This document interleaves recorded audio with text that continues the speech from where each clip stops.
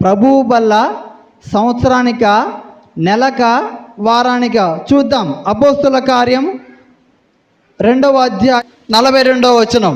అపోస్తులు క్రీస్తు చనిపోయి తిరిగి లేచిన తరువాత ప్రారంభమైనటువంటి క్రైస్తవ ఆరంభంలో ఆ వాక్యమందును సహవాసం కూడుకొని ఇలాగున ప్రభు యొక్క మాటను వినడం, సహవాసములోను రొట్టె విరుచుట ఎడతెగక ఉన్నారు.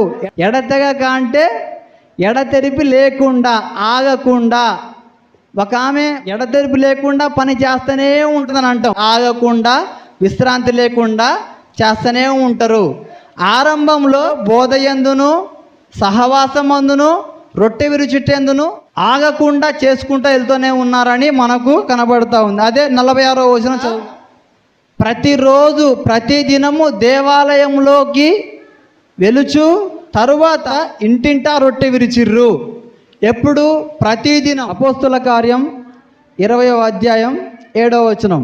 ఆదివారమున మేము రొట్టె విరుచుటకు కూడినప్పుడు, అంటే ఇక్కడ మనము మొదటగా ఎడతెరిపి లేకోకుండా ఆయన శరీరాన్ని, ఆయన రక్తాన్ని తీసుకున్నట్టుగా మనకు కనబడతా ఉంది. తర్వాత వస్తే ఏమైంది? ప్రతిదినము అని చేంజ్ అయింది. ఆదివారమున రొట్టె విరుచుటకు కూడినప్పుడు. మరి ఆదివారం అని అంటే